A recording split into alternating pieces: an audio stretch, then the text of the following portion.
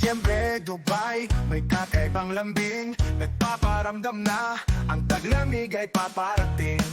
At kasama nito ang masayang pagsasama-sama.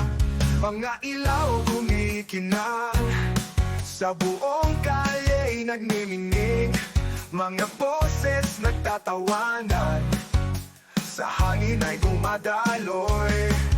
Ang food night market sa Dubai lalong gumaganda. Ngayong paparating na ang lamig, mas masaya.